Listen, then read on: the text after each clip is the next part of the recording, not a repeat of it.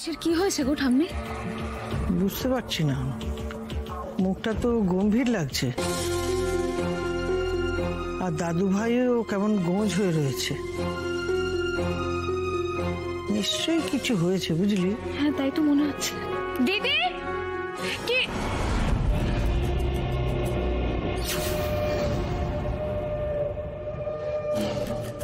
কি কি হয়েছে তোর? এরকম বাড়ি মাথায় করে চিৎকার চেঁচামেচি করছিস কেন? আমি যে বারে গান করি সেই কথাটা তুই স্যারকে, এই বাড়ির সবাইকে বলেছিস, তাই তো? আমি মানে তোতলাবি না, একদম তোতলাবি না। স্যারকে কথাটা বলার সময় তো খুব এক্সাইটেড হয়ে বলেছিলিস শুনলাম, এখন ডিরেক্ট প্রশ্ন করায় তোতলাচ্ছিস কেন? কেন করলি কাজটা তুই দিদি? সত্যি আসি, সোনায় বাঁধানো কপাল তোর। আমি যেটা ভেবেছি সেটা হয়নি, উল্টে সাক্ষ্যদা তোকেই সাপোর্ট করেছে। তো এবারে যে আমিও এত সহজে হার মানবো না। কাকই তুমি যেটা করেছো তার কিন্তু কোনো ক্ষমা নেই। কিন্তু দাভাই কাকই তো ভুল কিছু করেনি। আমি মানছি তুই আশির বাড়ি গান্ডাটা মেনে নিয়েছিস, ভালো কথা, কিন্তু এখানে কাকইয়ের দোষ কথা, তুই আমায় বোঝা।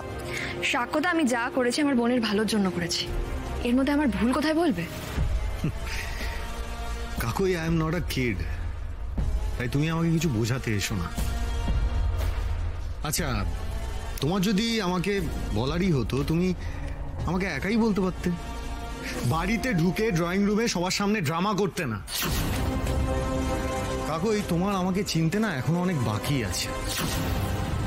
আমি বাড়িতে সব বিষয়ে মাথা ঘামাই না বলে, অনেক কিছু এড়িয়ে যাই বলে এটা ভেবো না যে বাড়িতে কে কি বলছে, কার মনে কি চলছে, এই সব কিছু আমার চোখে পড়ে না। আশি একা সংসারের হাল ধরায় তোমার খুব অসুবিধা হচ্ছিল প্রথম থেকে, সেটা আমি টের পেয়েছিলাম। কিন্তু তাও তোমাদের এই ব্যাপারটার মধ্যে আমি ঢুকতে চাইনি।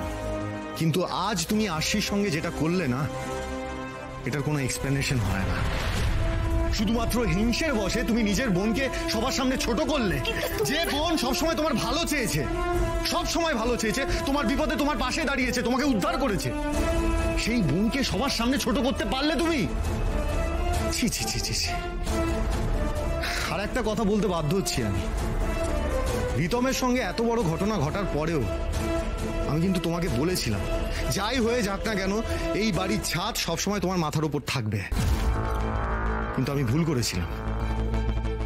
আমি বুঝিনি যে তুমি নিজের বোনকে মনে মনে এত হিংসে করো। সাক্ষ্যদা, বলেছিলাম না ওদের মুখ দেখে আমার ভালো লাগছিল না? দাঁড়া বাবলু,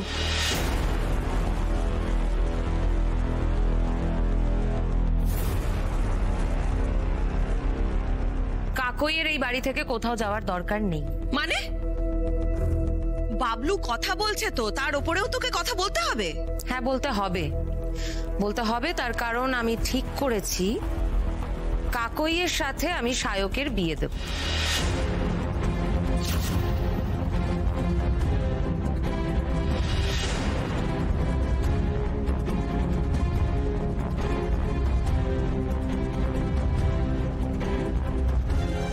মানে বাংলা কথা বুঝতে তোমার তো অসুবিধে হবার কথা নয় আরশি। কাকইকে এখন বাপের বাড়িতে পাঠানো যাবে না। তার কারণ হচ্ছে কাকই আমাদের হবু বৌমা।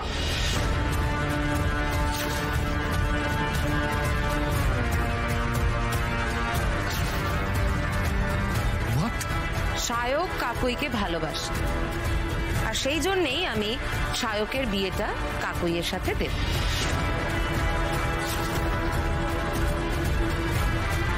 আর বিয়েটা হবে কালকেই।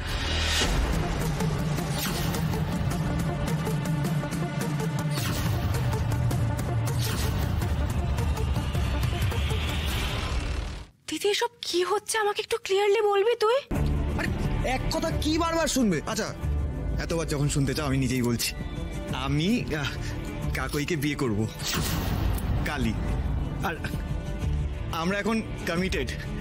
দাভাই বলছি, এতদিন আমি তোর ভাই ছিলাম, এখন থেকে তোর ভাইরা ভাই হলাম। আর শালি আশি, তুমি এখন থেকে আমার শালি হলে। হ্যাঁ ওঠাম্মি, কেস তো পুরো অন্যদিকে ঘুরে গেল গো। আমার বয়স হয়েছে তো, এমনিতেই হজমের গন্ডগোল, তার উপর আবার এসব। মেজো কাকি, কাকই আশির নিজের দিদি, অথচ নিজের দিদি হয়ে ও আশিকে কিভাবে ছোট করলো তোমরা তো দেখলে সেটা। আই এম শিওর এর পরে এই বাড়িতে আরো বড় কোনো ঘটনা ঘটবে, এই পরিবারের উপর আরো বিপদ নেমে আসবে। কেন বুঝতে পারছো না সেটা তোমরা? আর তাছাড়া রিতমের সাথে ওর সবেমাত্র বিয়েটা ভেঙেছে, ও এখনো ব্যাপারটা নিয়ে পুরোপুরি ঘেটে আছে, সেখানে তোমরা বলছো সায়কের সাথে বিয়ে দেবে? এটা হতে পারে না। একটা ভুল হচ্ছে, আমি তোমাদের ভালোর জন্যই বলছি, বড় একটা ভুল হচ্ছে মেজো কাকি। হ্যাঁ, শুধু আমরা ভুল করি। হ্যাঁ, আর তুই যেটা করিস সেটা সবসময় ঠিক।